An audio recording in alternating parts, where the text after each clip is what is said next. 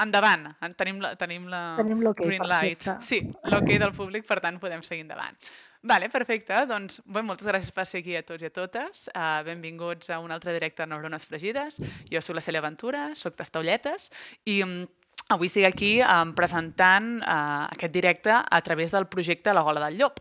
A La Gola del Llop, per aquells qui no ho sàpiguen, és un projecte que té el suport de la Fundació Catalana per a la Recerca i la Innovació i en el qual la idea és presentar 4 grans amenaces que ens semblen que són com del futur, distòpic i que no són res important, però que tanmateix ja estan aquí en el nostre present. I avui estem presentant doncs, una de la tercera amenaça, que vaig fer un vídeo parlant una miqueta, que eren les malalties no transmissibles, però avui ho farem a través de parlant amb dues científiques que s'encarreguen de fer recerca sobre temes una miqueta més aplicats que una cosa tan abstracta com les malalties no transmissibles i parlant més doncs, de les exposicions ambientals i de la salut mental. Aleshores, tinc aquí amb mi, faig les presentacions ara que ja hem fet la meva pròpia presentació, introducció. Tinc a la Mireia, per una banda. La Mireia Gascón és biòloga i fa recerca en l'àmbit de l'epidemiologia ambiental a l'IES Global.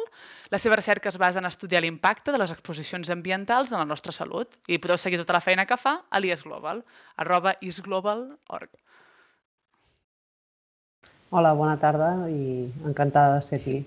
Perfecte. I per altra banda tenim a l'Ester Camprodon Rosanes, que és doctora en psiquiatria per la Universitat Autònoma de Barcelona, adjunta a la direcció de l'àrea de salut mental i psicòloga de la unitat de trastorns psicòtics incipents i combina la seva activitat clínica i docent a l'Hospital Sant Joan de Déu amb la seva recerca.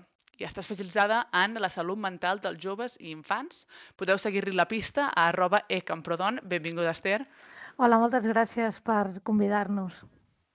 Perfecte, un plaer tenir-vos aquí, amb moltes ganes que ens expliqueu una miqueta la vostra recerca i aquest àmbit que a vegades obviem una miqueta, no? Abans de res m'agradaria saber, perquè jo és el primer cop que tinc en el directe dues persones, em fa molta il·lusió, i m'agradaria saber una miqueta, doncs, ja parlarem de per què esteu vosaltres dues concretament i juntes, però quin és el vostre recorregut? Perquè veniu d'àrees una miqueta diferents. Llavors, em podeu explicar una miqueta d'on veniu? Començo jo, si de cas. Bé, jo vaig estudiar Biologia, com ja has dit tu, i durant els meus estudis de Biologia me'n vaig anar a fer un Erasmus a Holanda i allà vaig descobrir el món de l'epidemiologia ambiental, però a mi, de fet, ja era un tema que m'agradava, no? La contaminació i la salut. I llavors vaig acabar tornant a Holanda a fer un màster de toxicologia i salut ambiental a Utrecht. I quan vaig tornar, jo tenia clar que volia tornar, vaig fer el doctorat al que abans era el CREAL, però que ara després va evolucionar i és Global. I, soc una mica típica perquè he anat encadenant contractes de postdoc i ara que diuen Assistant Research Professor, el mateix IES Global, no me n'he anat mai, que això és molt poc comú en recerca. Normalment, quan acabes el doctorat, has de marxar fora i tota la història, no? I bé, bàsicament la meva feina des del doctorat fins ara ha sigut estudiar els impactes de la contaminació. Si va ser més contaminació química de BPAs, compostos orgànics persistents, tota aquesta mena d'exposicions durant l'embaràs i l'impacte que pot tenir en la salut respiratòria i immunitària dels nens. Després vaig saltar més a temes de salut urbana, espais verds i contaminació de l'aire en adults, i després he tornat a contaminació de l'aire, però en nens, que és el projecte amb el que ara estic treballant amb l'Ester, que ja comentarem més endavant. Ester, tu explica'ns la teva trajectòria. Bé, jo vaig estudiar psicologia i la meva relació amb la investigació va començar l'últim any de carrera, que vaig obtenir una beca d'últim curs per fer el programa, el que es diu el treball de final de grau, de final de llicenciatura, i el vaig fer en el que llavors era l'IRO, o en el CRG actual, el Centre de Regulació Genòmica. Allà vaig començar a fer investigació, però de seguida jo em volia dedicar a veure pacients i vaig deixar aquesta branca, no molt temps, perquè la investigació sempre m'ha agradat molt, i em vaig fer tota l'especialització primer amb adults i després amb la part d'infantojuvenil. Jo sempre he treballat en l'àmbit comunitari dels centres de salut mental infantojuvenil de la xarxa pública i de fa uns 20 i pico d'anys i actualment doncs, fa uns 5 anys que estic a la unitat de trastorns psicòtics a l'hospital. En l'àmbit de recerca, doncs bé, per mi sempre diríem que actualment estic on vull estar amb el somni que volia tenir, que era combinar la clínica i la recerca. Crec que un bon clínic s'ha de fer bones preguntes, però les preguntes han d'estar ben fetes per poder tenir almenys respostes acurades, siguen o no encertades. Llavors, realment és complexa poder-ho combinar, però no és impossible i és necessari al mateix temps, perquè per poder estar donant respostes, a complexitats com la que tenem en el dia a dia i tractaments basats en l'evidència, és important generar coneixement.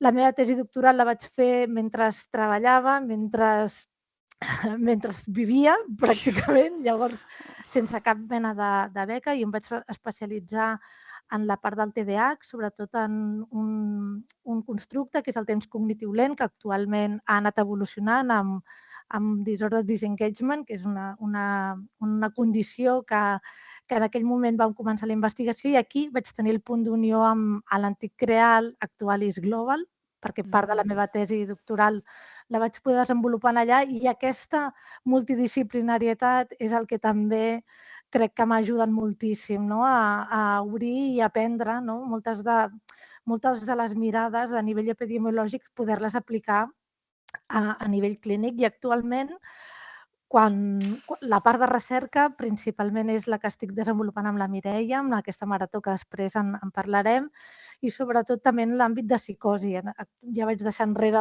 el TDAH i actualment m'estic centrant sobretot en un assaig clínic en relació a la rehabilitació cognitiva en pacients amb un primer episodi psicòtic. D'acord. I el trajecte és completament diferent, realment, tocant la recerca des del tot fins a una part de la teva vida, mentre ho combines amb la part més clínica. I has comentat ja una miqueta, Esther, que vas tenir contacte amb l'IS Global. Explica'ns amb la Mireia com us veu conèixer, com va sorgir aquesta col·laboració de la qual després farem una submergida més gran. Doncs mira, va sorgir, com deia abans, havia fet part de la meva tesi doctoral a IS Global, per tant, jo ja els coneixia i ja me n'havia enamorat d'IS Global, de la manera de treballar, de l'acurat, com treballen, de com entenen la recerca, l'aproximació, també des de diferents mirades, és a dir, la mirada des de l'epidemiologia i des de la part clínica. És a dir, jo vaig trobar molt interessant aquests punts d'intersecció en el que hi havia un diàleg de debò per buscar aquestes respostes, que al final el pacient, la persona és la mateixa. O sigui, no la podem parcialitzar. I per tant, gràcies primer a la tesi doctoral que vaig entrar en contacte amb ells, i posteriorment vam començar a col·laborar amb el projecte VISC, que la Mireia en pot parlar molt més extensament. Nosaltres hi col·laboràvem des de l'hospital, ja ens coneixíem, diguem-ne, d'altres trobades, i a través de l'hospital va ser una nova oportunitat de trobar-nos, vam començar a col·laborar, i a base de caminar i compartir noves recerques va sorgir aquesta oportunitat que ens van proposar l'IS Global, i de seguida ens hi vam llançar a atrevir-nos amb una marató, i més de la mà d'una institució com és IS Global, i les persones que hi treballen, que són excel·lents. I això demostra una vegada més la importància de la col·laboració dins de la ciència, des de diferents àmbits, de diferent gent i diferents països també, en aquest cas no, s'ha quedat tot a casa, diguéssim, però la importància, diguéssim, de col·laborar i l'essencial que és per a la recerca. Doncs entrem ja, diguéssim, al tema més fort. Anem a parlar una miqueta més d'això, de les exposicions ambientals, que han començat a sortir temes. Anem a entendre una miqueta més. Jo, amb la meva idea dins de la gola del llop, és, com ja he comentat, parlar d'amenaces. Llavors, la meva primera pregunta, diguéssim, és que... Tornem a intentar. La meva primera pregunta és, pot l'entorn ser una amenaça per nosaltres? I quan parlem d'entorn, no només, diguéssim, la idea de em cau un balcó al cap, sinó l'aire que forma el nostre entorn. Tot allò que ens envolta pot ser una amenaça per nosaltres? Bé, la salut de les persones al final té un component genètic, però la majoria, la part més important que explica com evolucionem a nivell de salut és el nostre entorn i el nostre medi, també les condicions socials, que això també s'inclouria en el concepte aquest d'ambient. Sabem que les persones amb menys recursos econòmics tenen pitjor salut al llarg de la seva vida que aquelles persones amb més recursos econòmics, per exemple. I després hi ha altres exposicions que no tenen a veure amb factors econòmics, o a vegades sí, que són les exposicions ambientals. I, evidentment, sí que poden tenir un impacte. Algunes tenen impactes positius, com poden ser els espais verds o els espais naturals. Últimament està sortint molta recerca dels beneficis en la salut mental, però també cardiovascular, etc., d'aquests entorns naturals, sobretot a l'entorn urbà. I després n'hi ha de negatives que potser serien la majoria, o com a mínim són les que més diguem. I una d'elles és la contaminació de l'aire, que és l'exposició principal a la que ens estem centrant actualment en el projecte VISC, que el projecte VISC és una cohort de nens, no sé si m'estic adelantant a les preguntes ara. No, tremelles. És una cohort de nens, una cohort és un conjunt de persones que tu segueixes. Doncs, de fet, vam començar seguint a les mares embarassades. Ja durant l'embaràs demanàvem a les mares que portessin una motxilla amb diferents aparells que permetien mesurar directament l'exposició a contaminació de l'aire. Dintre de la contaminació de l'aire hi havia diferents compostos que avaluàvem, el black carbon, que es diu BC en anglès, que són partícules que hi ha en l'aire, i dintre de les partícules també miràvem la PM, la Particulate Matter 2.5, la 10, que són en funció del tamany de la partícula, doncs establirem si és del 2.5 o del 10, o d'altres mesures.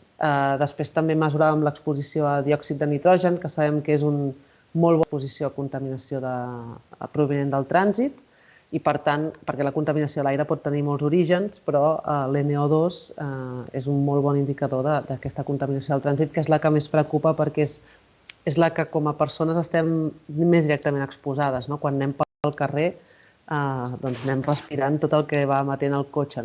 La contaminació dels avions, per exemple, n'hi ha concretament a la ciutat de Barcelona, però primer de tot el percentatge és molt més petit quant al total de la contaminació, i després no la tenim tan pròxima. En canvi, jo quan vaig caminant pel carrer, directament m'està venint la contaminació. Doncs llavors, i una mica la feina que fem a IES Global és investigar fins a quin punt i a partir de quins mecanismes aquesta contaminació, ja sigui la contaminació de l'aire, però després hi ha gent que es dedica més, com he dit, i com vaig fer jo en la meva tesi doctoral, a contaminants químics, que es poden trobar en els plàstics, en productes alimentaris, etc., doncs quin impacte tenen en la salut. I això entenem que és important des del punt de vista de salut pública perquè ajuda a aportar evidències perquè després qui ha de prendre decisions, que són bàsicament els polítics, però també nosaltres com a persones, puguem anar prenent mesures per intentar reduir l'ús de certs compostos o les exposicions a les que puguem estar exposats com a persones. Perquè comentaves això ara, aquest cohort, el VISC, i comentes que va començar amb les mares embarassades i que ara esteu seguint els nens. De quina edat estem parlant? Quant temps porta això funcionant i quina és la vostra idea? De quant de temps teniu pensat continuar-ho? Bé, nosaltres ja tenim un precedent, que és el projecte IMA, que és amb les dades amb les que l'Ester va fer la seva tesi i jo també. I la cohort IMA actua en nanos, ja tenen més de 20 anys. I és una cohort multicèntrica, que vol dir que es fa a diferents ciutats d'Espanya, i s'han anat seguint es van començar amb 3.000 i pico nanos i ara es va perdent nens pel camí perquè la gent es cansa de participar pel que sigui, però que ja tenen més de 20 anys. I en el cas de VISC, vam començar a finals del 2018 a reclutar. Quan diem que reclutem, dir que els demanem si volen participar i ingressen en el projecte, es diu reclutar, que sembla que estiguem a l'exèrcit, però no. I llavors, a partir del 2018 vam començar a fer el reclutament i ara els nens els hem seguit els 2 mesos, els 6 mesos, els 12 mesos, els 18 mesos, els 28 mesos i ara, justament, a través del projecte aquest de la Marató, estem fent els 4 anys. De les 1.080 mares inicials que vam començar amb nosaltres, van néixer 1.036 nens, perquè hi ha pèrdues d'avorts i coses d'aquestes, i d'aquests 1.036 nens hi ha uns 800 i pico que són actius en algun moment, doncs han anat participant en un d'aquests seguiments. L'objectiu ara als 4 anys és arribar als 700-800 participants que puguem avaluar. I entenc que la B del Visc és de Barcelona, amb la qual cosa el quart d'aquests són de nens de Barcelona. Correcte, sí, és Barcelona i una mica també la part d'Esplugues, però bueno, sí, bàsicament és àrea metropolitana immediata de Barcelona, però sobretot Barcelona. Perquè és una ciutat fàcil en el sentit de que hi ha diversitat socioeconòmica, però també hi ha diversitat d'exposició, és a dir, si tenim tots els subjectes, no, tots els participants exposats a la mateixa quantitat de contaminació de l'aire, no podrem veure els efectes perquè tots... No? Llavors hem de tenir subjectes, ara estic fent una mica d'epidemiologia, classe d'epidemiologia, però hem de trobar dintre de la nostra població d'estudi diversitat, variabilitat d'exposició per poder dir realment els nens més exposats tenen més risc de desenvolupar. En aquest cas ens estem centrats més en neurodesenvolupament, doncs podem dir més risc de desenvolupar TDAH o en el cas de malalties respiratòries, doncs de patir més infeccions respiratòries, etc. Vale. I aleshores això és... Reps una carta a casa dient benvingut, has entrat a Hogwarts, però en lloc de Hogwarts és el Visc? O com saps, diguéssim, que has entrat? O pregunteu, ei, qui en vol formar part? Com funciona? No sé si vols explicar tu, Esther, o... No? Bé, bàsicament no, es fa a través dels hospitals o de quan fan la primera visita, quan les dones estan embarassades fan la primera visita a les 12 setmanes. Nosaltres, amb la col·laboració amb diferents hospitals, entre ells doncs, Sant Joan de Déu, Hospital Clínic i Maternitat, el que fèiem era convidar-les a participar en aquest projecte. Se'ls explicava, se'ls deia tot el que s'esperava d'elles i elles llavors han de signar el que es diu el consentiment informat, d'acord, vull participar i estic d'acord en que em mesureu la contaminació de l'aire portant tots aquests aparells, que vingueu a casa meva a fer mesures. Vull dir, va ser un procés molt intens d'avaluació d'aquestes mares, no? Que em feu tota una sèrie de proves perquè també els hi vam fer ecografies als nens, vam fer neuroscenografies per veure el desenvolupament del cervell durant l'embaràs. Vull dir, són dones que realment se'ls ha d'agrair molt el temps que han dedicat en aquest projecte. I a més que vam tenir problemes durant el Covid perquè no podíem anar a les seves cases a visitar-les, llavors vam haver de fer un esforç d'adaptació del projecte. Però bàsicament on se les convida a participar és durant la seva primera visita de l'embaràs i allà elles decideixen si volen participar o no. Vale. Wow. Realment penses que són 1.000 i escaig persones i com t'hi separes una mica, però si ho penses, és com créixer amb aquests nens o amb aquestes persones que deuen ser codis en les vostres dades i tot plegat, perquè entenc que deu haver una despersonificació, una anonimització de les dades, no? Però vas veure com va creixent però a través de números. És com un procés molt, molt bonic, no? I aquí també agrair la feina de tot el personal investigador, no? La Muriel, totes les persones que es dediquen al projecte perquè les famílies hi participen i això és com l'eix principal, però també hi ha molta feina de seguir que no caigui la flama, no? Del seguiment, no? Abans comentaves de fins quan voleu seguir. Jo li proposaria a la Mireia d'anar demanant beques cada 2 per 3 perquè des del punt de vista de la salut mental aquestes cohorts són molt valuoses en el sentit de que obtenim dades de població general, però nosaltres treballem en població clínica i, per tant, per poder establir trajectòries i poder agafar, per dir-ho d'alguna manera, les malalties el més aviat possible, ens calen estudiar aquestes trajectòries, els factors de risc i també els protectors. És a dir, no ens oblidem que quan estudies el factor de risc també estàs tenint pistes de quin és el factor protector i que, per tant, haurem també d'anar a incrementar-los. I, per tant, jo, si pogués demanar, doncs fins que es pugui, no? Per sempre més.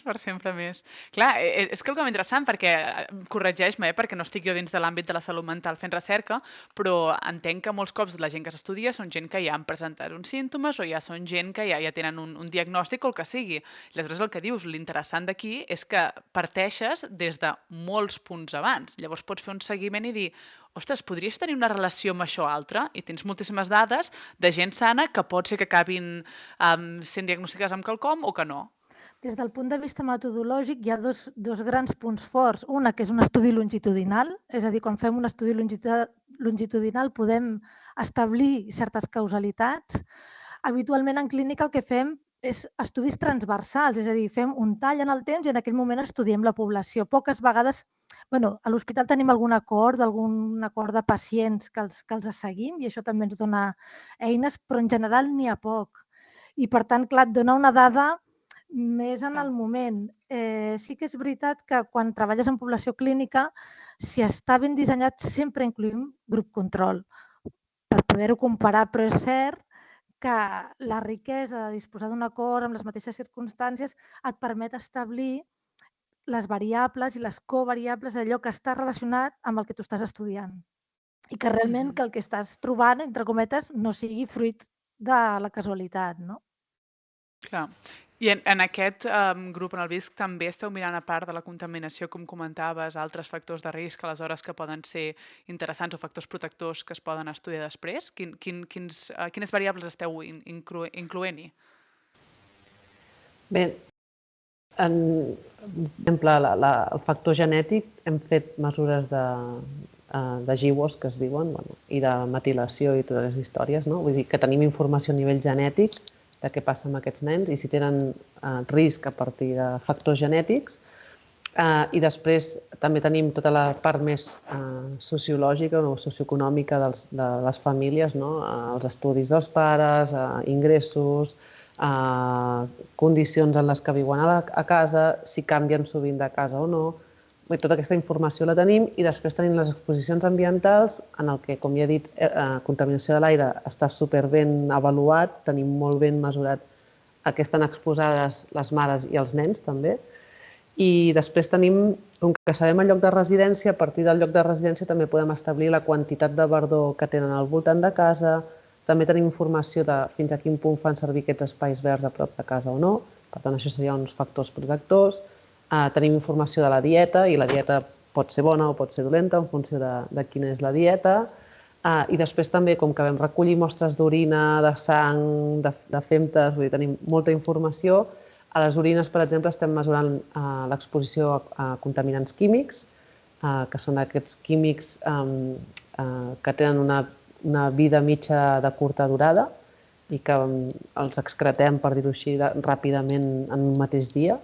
Llavors el que fem és tindre mesures repetides d'orines per tenir una idea de fins a quin punt és una exposició crònica o és una exposició puntual. I després seria una mica tot el que estem mirant actualment. A nivell de... Ai, perdona, Cèlia. No, digues. En relació a variables més de salut mental, a part d'avaluar el propi nen, que això també té una potència important perquè sempre es recomana, si vols fer-ho el màxim de bé, és avaluar el propi individu directament, a part d'obtenir informació del context, que el que es diu multicontextes, que pot ser escola, casa, etc. En aquest cas vam anar màxims i amb la Mireia ho vam poder aconseguir, de manera que avaluem, a part d'obtenir dades del nen, l'avaluem de manera directa, el nen amb escales de desenvolupament. Els pares ens contesten unes escales, però vam voler anar una miqueta més enllà, perquè ja està descrit que els pares són un factor modulador de la conducta del nen i, per tant, allò que els hi passa als pares, més enllà de la genètica, que també és important, també pot afectar el neurodesenvolupament del nen. Per tant, també avaluem el que seria la gestió de l'estrès per part dels pares, la gestió dels conflictes, el que seria tot l'aspecte de la parentalitat i també clínica dels pares que puguin presentar clínica de nivell més psicopatològic. Per tant, poder avaluar amb dos pares també ens ajuda a acabar de definir bé què té a veure amb què, i ens pot ajudar també a fer models preventius de cara a intervenció, sobretot. Detecció i prevenció. Clar. Per tant, aquí l'interessant serà el diàleg que es produirà després, entre ISGlobal i Sant Joan de Déu, Sant Pau, tots els col·laboradors, per una mica el que dèiem abans, dels mateixos outcomes, d'uns outcomes com, entre tots, podem construir i entendre i tenir més elements que ens ajudin a aquestes amenaces, que jo les traduiria en reptes a resoldre, doncs ens dona una informació que això ja et permet prendre decisions. I al final es tracta d'això. Podré prendre decisions que, com deia la Mireia, no? Perquè fem una zona verda, no perquè ens vingui de gust, que sigui de color verd i tenir un espai que tots intuïm que pot estar bé, sinó perquè, a més, hi ha un impacte en la salut. I això jo crec que és l'interessant. Clar, poder aplicar al final els resultats científics a una política i poder-ho fer servir per tal de millorar la nostra salut i la nostra qualitat de vida és l'objectiu, no? A vegades hi ha molts passos a seguir per arribar aquí, no? Aconseguir fer una bona pregunta, com comentaves abans. Quina és la pregunta que ens volem respondre? Quines dades aconseguim? La importància de tenir un cohort que tingui una bona representació, que tingui una bona recol·lecció de dades, que duri molts anys a poder ser, però després tots aquests resultats aconseguir traduir-los després en política o en fer-ho a nivell individual també, com comentava la Mireia, i per tant poder millorar la qualitat de vida i el tema de salut mental en la població és l'objectiu, és l'ideal, no? Sí. Et comentaves, de fet, Esther, outcome, vull traduir-ho perquè jo també... És que, el resultat... Sí, no, és que em passa el mateix. Resultat en salut. Exacte. Sí. És que diguem que n'hi ha una paraula que pugui ser directament, no podem dir una sola paraula, és resultats en salut. L'outcome és això, sí. És que, com que hi ha coses que ja les diem sempre en anglès, ja no en pensem. Sí, no és el mateix. Tot i que hem de transitar, perquè per això fem recerca en català, també. Per anar, hem d'anar afegint termes en català, però a vegades costa perquè tot el món de la ciència està feta en anglès al final i la publicació i tot plegat. Però outcome és això, doncs el resultat, no? I els factors de risc doncs, són quan tens una vida, no? Al llarg de la teva vida vas rebent factors de risc o factors protectors que et poden ajudar doncs, a desenvolupar cert outcome o perjudicar-te en desenvolupar cert outcome, és a dir, cert resultat en la teva salut. Hi ha un tema, Mireia, que has passat molt per alt i a mi tinc molt dubte, que has dit que ha pres mostres d'orina i mostres de femta. Les mostres de femta tenen alguna cosa amb la microbiota intestinal o per què són? Justament. De fet, a través d'un altre projecte finançat pel Ministeri, que és el FIS, que és un tipus d'ajuda que es dona, estem avaluant la microbiota als 6 i 18 mesos dels nens perquè vam recollir femtes d'aquests nens i l'objectiu és veure la relació entre contaminació de l'aire i femta la microbiota d'aquests nens i la relació entre aquesta microbiota i el neurodesenvolupament dels nens, perquè sabem que la contaminació de l'aire pot impactar el neurodesenvolupament dels nens, però els mecanismes biològics encara no els acabem d'entendre. Llavors, la idea és veure si un dels possibles mecanismes és a través de que la contaminació de l'aire impacta la maduració de la microbiota intestinal durant la infància i això té un impacte en el desenvolupament del cervell. Perquè també hi ha tota una teoria que hi ha aquest eix gut microbiota brain, el brain axis, aquest gut brain axis, en anglès, en català seria eix cervell-intestí. És que costa traduir-ho en català perquè mai ho fem servir. Doncs això, que hi ha tota una hipòtesi de que el que passa en el nostre intestí té un impacte en el nostre cervell. No només en temes de desenvolupament del cervell en el cas dels nens, sinó de salut mental de gent adulta. I una cosa que m'he oblidat abans i que volia comentar és que aquest projecte VISC ens centrem durant l'embaràs i els primers anys de vida perquè és quan l'organisme, els humans, ens estem desenvolupant.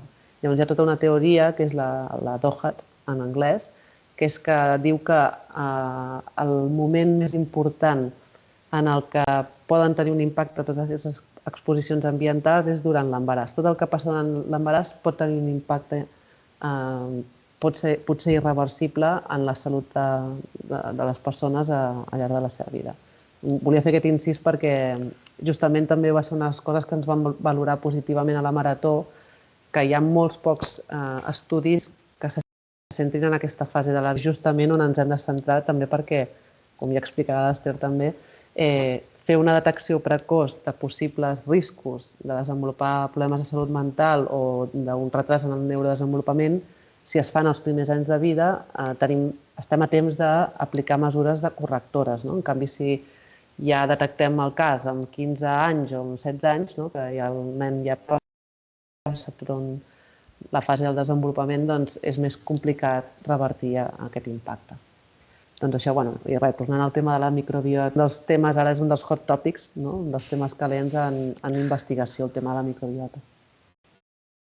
Vale, que fort. Per tant, els nostres primers anys de la vida, diguéssim, nosaltres tres, i segurament tothom que ens està escoltant ara mateix, ja ha viscut els anys més importants de la seva vida en quant a salut mental, més deterministes? És això el que estem dient? Bé, és una època... A veure, a nivell de... A veure, hem de ser positius. A veure.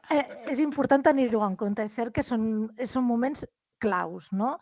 Hi ha un tema i és quants més factors de risc tu acumules, més números compres de cara a tenir certes dificultats.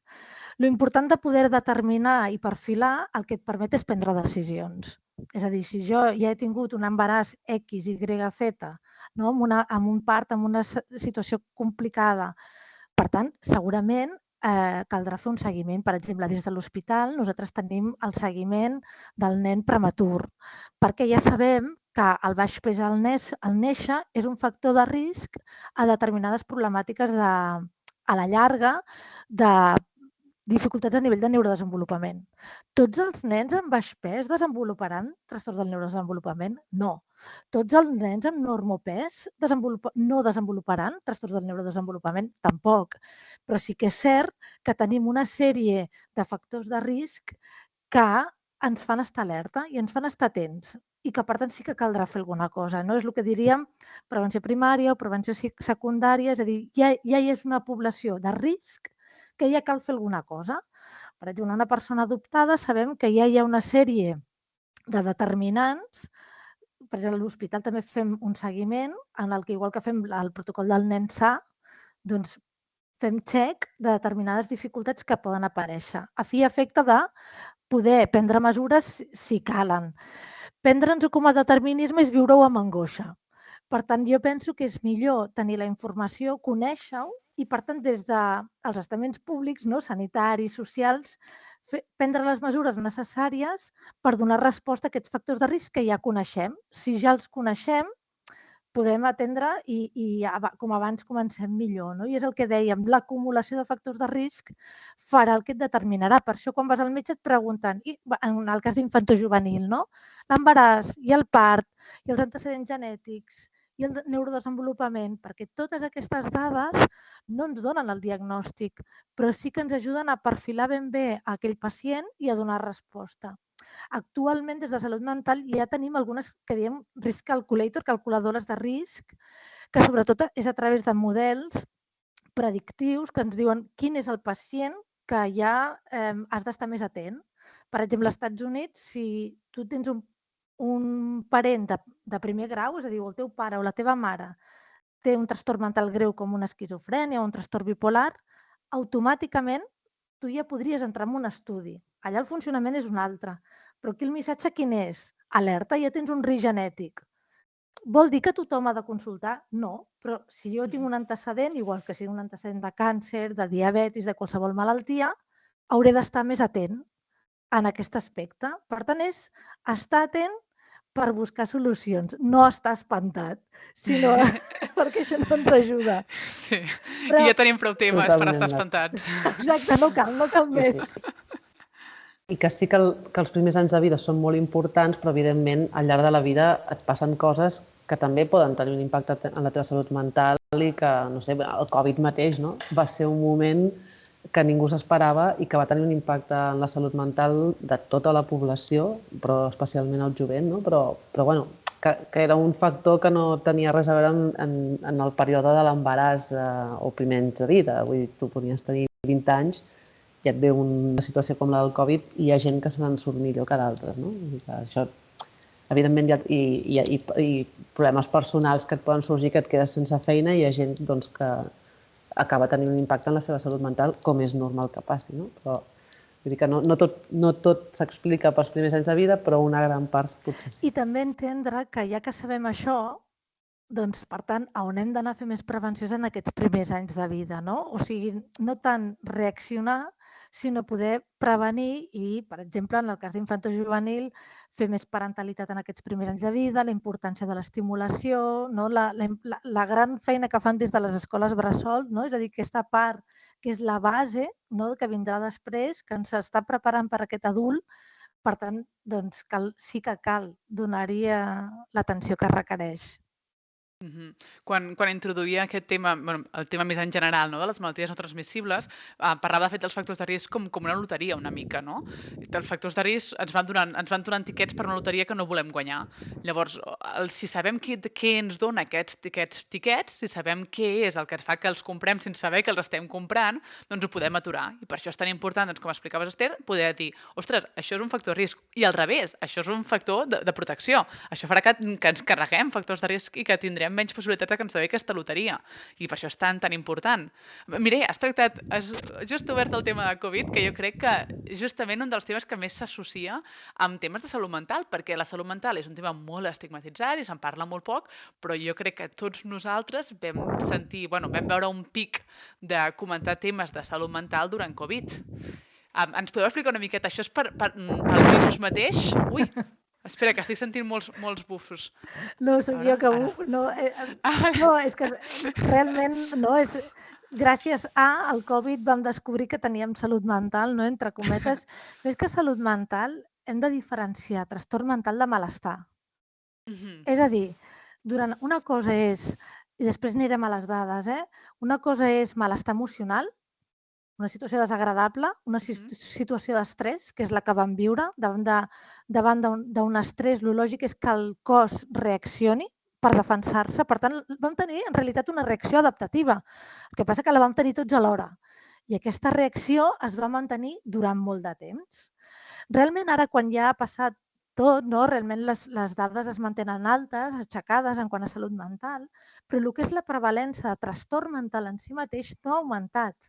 El que han augmentat són les consultes, no? Tenim un 69% d'augment de les urgències, un increment del 90% de pacients amb TCA, un increment del 20% de que són les visites a l'àmbit comunitari, però quan analitzem les dades oficials, evidentment la genètica no pot haver canviat en 3 anys, no? I de sobte ara apareixen trastorns mentals que no estan. Però sí que és cert que augmenta aquesta consulta perquè aquest malestar s'expressa i com que no hem fet els deures en prevenció, doncs ens passa això. I on han de venir? Doncs venen a l'hospital, moltes d'aquestes consultes.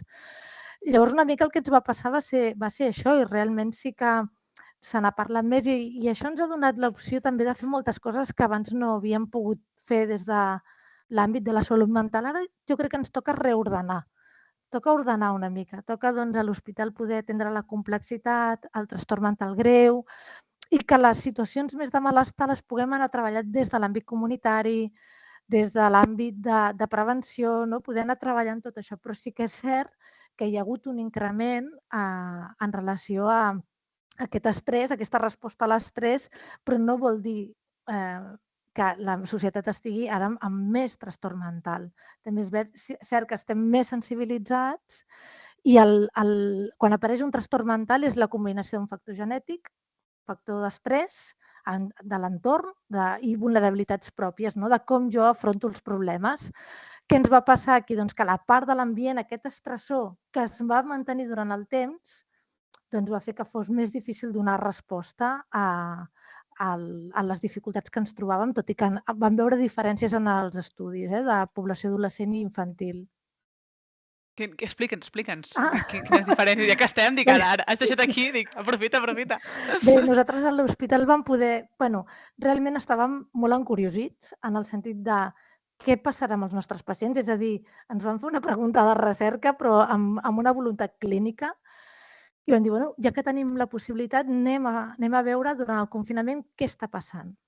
Durant el confinament, amb la població general, el que vam veure, així molt a grans trets, és que novament les persones vulnerables eren els que tenien més risc de patir problemes emocionals i conductuals. En població general, estic parlant, sobretot eren infants de 4 a 18 anys. I en aquest cas contestaven els pares i després el que vam observar en el moment del confinament era que els que pitjor ho passaven eren els més petits. Quina explicació té això? Doncs a nivell neurocientífic i a nivell evolutiu té una explicació de que els nens perden la rutina, perden una mica la seva referència i després el que és la capacitat de mentalitzar i ser conscient. És a dir, està demostrat, i ja hi ha un Lancet publicat, que quan un confinament és voluntari, és a dir, jo em confino i a més per un bé comú, perquè la malaltia, perquè el Covid desaparegui. El que és la clínica ansiosa i depressiva, els símptomes, no el trastorn, els símptomes baixen. El nen no és capaç d'entendre per què està passant. I en aquesta mateixa població, que el vam estudiar just de març a abril, el que vam veure és que aquells nens que tenien rutines i que els pares tenien unes estratègies d'afrontament orientades a solventar el problema, és a dir, no orientats més a la preocupació, sinó en el problema, estaven més bé. L'altra cosa és el que hem vist, el que ha passat després a nivell clínic. És a dir, per aquest motiu nosaltres insistíem que per favor obrissin les escoles, que els nens tinguessin el seu lleure, per la necessitat de posar aquesta estructura.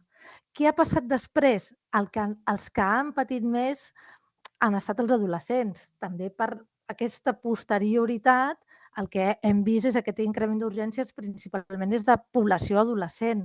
Tot i que aquí, diguem-ne que l'increment per edats no està estratificat, però més o menys es reparteix més o menys igual, però el que és urgència sí que és més franja adolescent, igual que el trastorn de la conducta alimentària. Vale. I ara aquí em surto de guió, per tant, envieu-me a pastar fang, si voleu, perquè m'estava preguntant, no? Jo, clar, vaig viure a Barcelona a l'inici de la pandèmia i recordo el confinament el recordo molt bé, diguéssim, i després vaig venir a viure a Suècia al mig de la pandèmia i aquí no hi havia confinament i les restriccions eren molt diferents. Saps si hi ha alguna mena d'estudi entre diferents països per veure com diferents mesures en resposta a Covid han pogut afectar, diguéssim, en aquesta salut mental o en aquesta resposta emocional en nens i adolescents? Jo, pels que he llegit, eren semblants als que havíem fet, però en relació de les mesures específiques no. L'única cosa que havíem observat nosaltres que podria explicar-se amb això que tu comentes és que aquelles persones que tenien un espai per on sortir, o sigui, un jardí, un espai més ampli per airejar-se, per dir-ho d'alguna manera, la vivència era més bo. I això era d'acord amb altres estudis, però no tinc coneixement, no sé si la Mireia en relació a les diferents mesures, això no, mesures de restricció, això no em sona. Bueno, jo no desconec, igual sí, que està. També crec que és un tema tan polític que jo crec que es vigila a l'hora de fer coses d'aquestes perquè... Jo penso que almenys el que ens hauria de servir és, pel que hem après, què caldria fer i què no caldria fer, no? També és veritat que ens enfrontàvem amb una... És com tot, no? Quan ha passat, dius, ai, mira, hagués fet això, hagués fet l'altre. És molt difícil prendre decisions i en una situació d'estrès on entren tantes variables en joc, no m'agradaria estar en el lloc de les persones que van haver de prendre decisions perquè suposo que es va fer en la mesura que es va poder, no? És complicat, és molt complicat. I al final diferents països tenen diferents variables i és molt complicat doncs, de poder entendre, diguéssim. El que sí és important és entendre quines són aquestes poblacions vulnerables, no? I poder dir, vale, sabem que els nens tenen doncs, aquesta rutina o necessiten veure aquestes formes. Doncs intentem aplicar qualsevol cosa que vulguem aplicar, tinguem en compte aquestes poblacions vulnerables. De fet, en salut mental nosaltres dèiem, ja veuràs, i no, durant el confinament, de fet, molts pacients estaven millor perquè tot el que és els estressos socials i acadèmics no hi eren. I realment el que sabíem que potser podria haver-hi un increment, però no ens esperàvem aquest increment.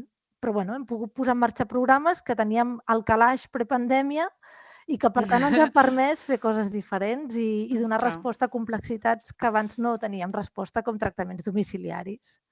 I vull pensar, també s'ha posat més diners o més finançament en aquests àmbits i parlant de finançament potser podem parlar del tema de la fundació de la Marató TV3, no? Perquè al final vosaltres dos esteu aquí perquè formeu part, col·laboreu juntes en un projecte que és l'Engene, que ens heu d'explicar exactament què és, però també quina relació té amb el VISC, si és el mateix o no és el mateix, quins són els objectius. Expliqueu-nos una miqueta què és això. Sí, això és entenc que des de fora costa d'entendre, no? A veure, el projecte mare és el projecte VISC, no? Que és aquesta cohort de nens, i del projecte VISC en veuen molts projectes, no? O se n'alimenten molts projectes. Un és el projecte aquest de la microbiota que jo et deia, que jo el tinc anomenat com a projecte Alter, i un altre d'aquests projectes és el projecte Engene, o jo dic Engine, que és un projecte que veu d'aquesta cohort, no? Llavors, justament per tot el tema de la Covid, la Marató de TV3 decideix que el tema del 2021, no, Sí, 21, crec. que ja em vaig... Doncs això, que el 2021 serà la salut mental. I en aquest sentit, de seguida ho vam veure clar que podíem aplicar com a hospital i com a centre de recerca, incorporant tots aquests factors, estudiant tots aquests factors, des del genètic, l'ambiental, el social, el context familiar, com explicava l'Ester, no? I llavors, com que el que volíem o l'objectiu és anar fent seguiment d'aquests nens al llarg del temps, nosaltres teníem finançament fins als 28 mesos, vam aprofitar la Marató de TV3 per dir, doncs, a veure què passa als 4 anys, que ja és un moment també en els que es comencen a expressar tots aquests problemes potencials de salut mental en els nens. Si això ho fem als 12 mesos, no veurem res. A partir dels 4 anys és justament el moment clau per avaluar aquest tipus de problemes en els infants. Llavors, vam aplicar aquest projecte, que quan tu apliques un projecte queda millor si li poses un acrònim. En aquest cas li vam posar Projecte Engine i se'ns va finançar. Però el Projecte Engine el que fa és alimentar o s'alimenta, depèn de com tu miris, el projecte VISC, que és el projecte mare. Vale. Ara veig que es diu enginy com enginy, quasi. Ara, no sé si això... Sí, tenia una mica de joc de paraula. Com que tot es fan, la majoria de vegades les aplicacions es fan en anglès, en aquest cas, no sé si també es podia fer català, però al final és molt més fàcil escriure en anglès, perquè totes les paraules surten més fàcilment en anglès, doncs vam posar aquest acrònim, sí. Vale. I aleshores apliqueu, diguéssim, a la Marató i després de fer el recompte de diners i tot plegat es diu, doncs, decidim donar-vos la beca per tal de poder dur a terme enginy. Hi ha una avaluació externa que la gestiona l'Aquas, que és l'agència de qualitat, no sé què més, no me'n recordo gaire, però és una agència pública que es dedica tot al tema de recerca. Llavors, ells se n'encarreguen de buscar revisors de les propostes que es presenten, que són revisors internacionals, i llavors aquests revisors, per cada proposta, no sé exactament quants n'hi ha, això ho hauríeu de preguntar a la Marató de TV3, però normalment són 3-4 revisors que llegeixen les propostes, cada proposta, i fan una avaluació i donen una puntuació. Llavors, els projectes amb més puntuació són els que acaben sent finançats. En aquest cas eren màxim 300.000 euros, és el que ens van donar. I llavors, a partir d'aquí, tot funciona normal i corrent. Continueu fent la vostra recerca i en algun moment heu d'enviar un report o alguna cosa explicant a la Marató el que heu fet o s'ha de fer públic a la ciutadania o com funciona? Sí, es signa un conveni.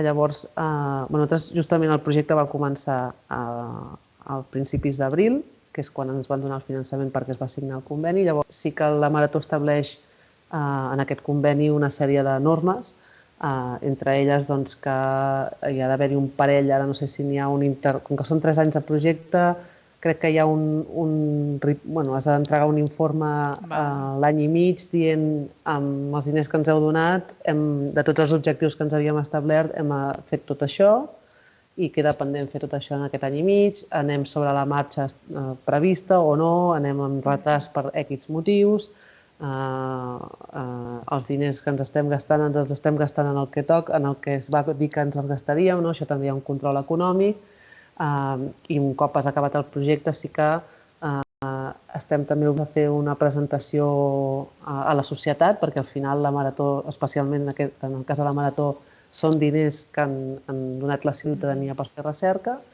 i a més, qualsevol tipus de comunicació que fem, o si arribem a generar, per exemple, una patent, també la Marató té uns drets sobre aquesta patent. En el nostre cas no crec que patent perquè amb salut pública difícilment fas patents, però hi ha altres projectes, no sé, si s'inventen un aparell que fent estimulació en el cervell, no sé què soluciona, doncs això podria ser una patent, per exemple. Doncs bé, tot aquest tipus de coses estan regulades en aquest conveni i són a les que ens comprometem com a científics al llarg d'aquests 3 anys i més enllà, perquè recollir tota aquesta informació, penseu que seguir aquests nens és 2 anys de seguiment, perquè tu no reclutes totes les mares al mateix moment. És a dir, el reclutament comença el 2018 i durant 2 anys i mig va reclutant les mares i, per tant, els nens neixen i quan arriben als 4 anys és quan fas el nen. Per tant, recollir aquestes dades és costós i és una feina de paciència. Llavors, un cop ja tens totes les dades és quan realment pots començar a analitzar, perquè t'has d'esperar a tenir el complet de totes les dades, evidentment. Llavors, als 3 anys acaba el projecte, però segur que hi haurà tantes dades que seguirem explotant les dades durant anys, com ha passat amb altres projectes, com el projecte IMMA que us comentava abans. Les cohorts generen tal quantitat d'informació que és que no te l'acabes mai. Això és així. Clar, i llavors, després, la idea vindrà després ja la part més analítica, no? Per part vostra, per part de doctorants que vinguin, per part de tothom, i el que n'entreu és entendre una miqueta més aquesta relació més de cara a l'àmbit de nens i infants, diguéssim. Vale. Ui, digues, perdó. No, t'estava confirmant que sí.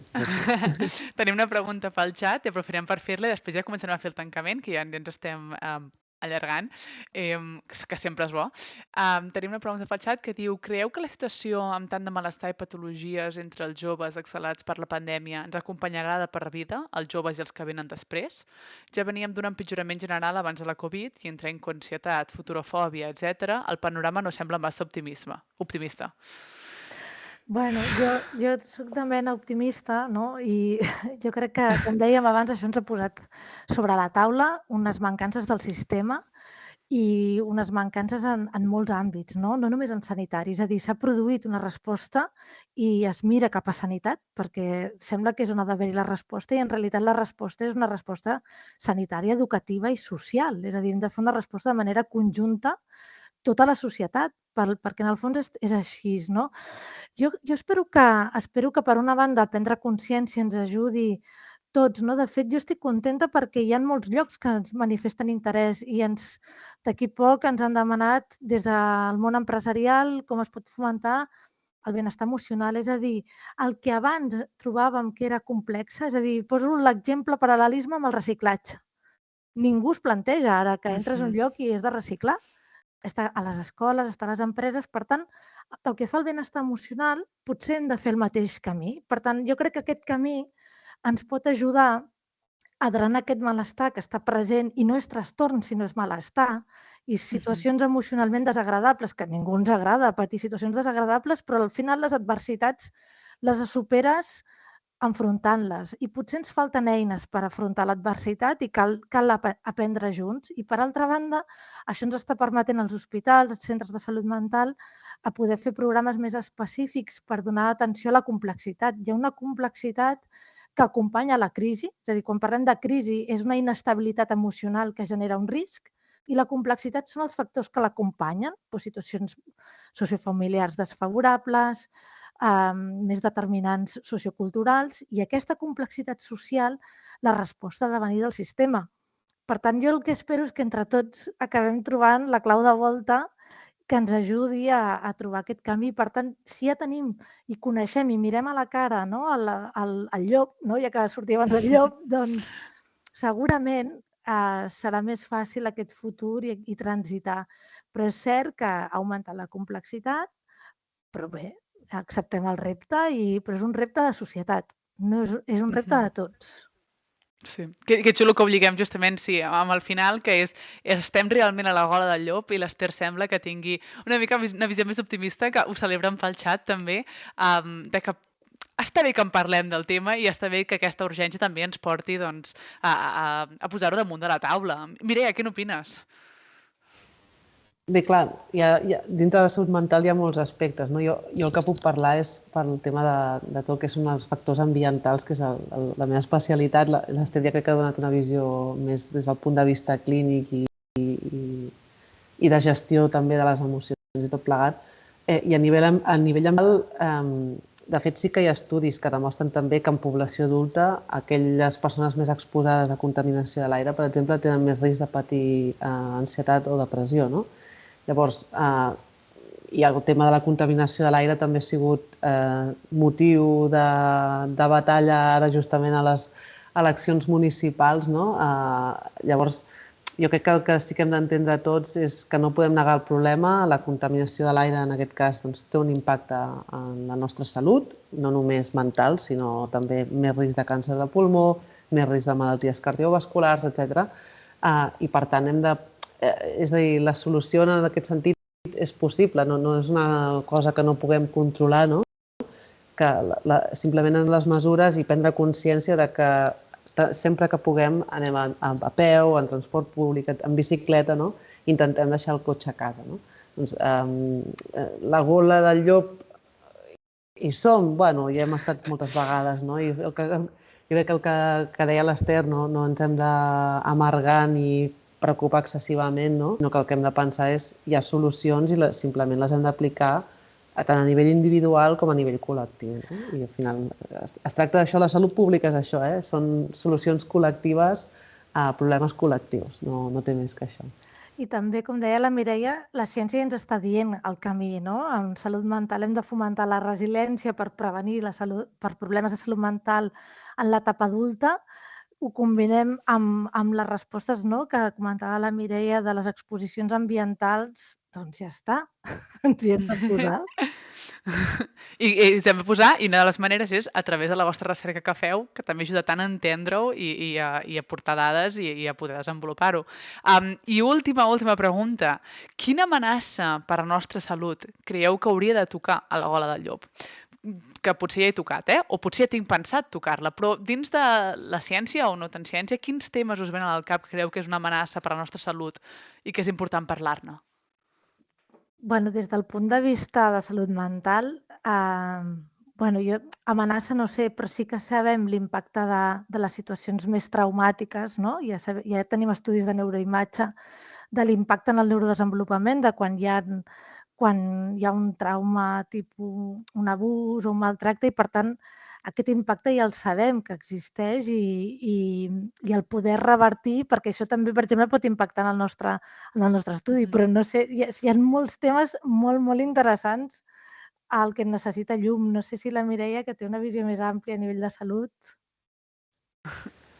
Bé, bueno, hi ha molts reptes, evidentment, no? Però justament també un dels projectes que pengen del projecte VISC és el projecte Cardiomom, que està liderant l'Hospital de Sant Pau, i que el que es centra en aquest cas és en el risc de patir malalties cardiovasculars en dones que han estat mares, perquè el fet de ser mare, no ens hem tampoc d'entrar aquí en d'això, però és vull dir, embarassar-se i tot el procés aquest és un canvi radical pel cos de la dona. Doncs justament estan fent aquest projecte d'investigació sobre salut cardiovascular en dones que han estat mares, i jo penso que una mica també lligant amb la marató que justament es farà aquest any de salut de la dona, crec que és un tema que en general la salut de la dona que ha parlat poc i crec que és interessant també que es posi sobre la taula.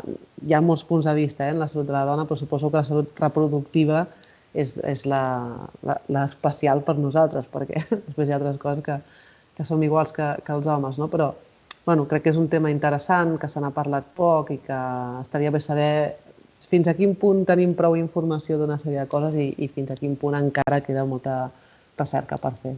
De fet, ui, perdó, digues.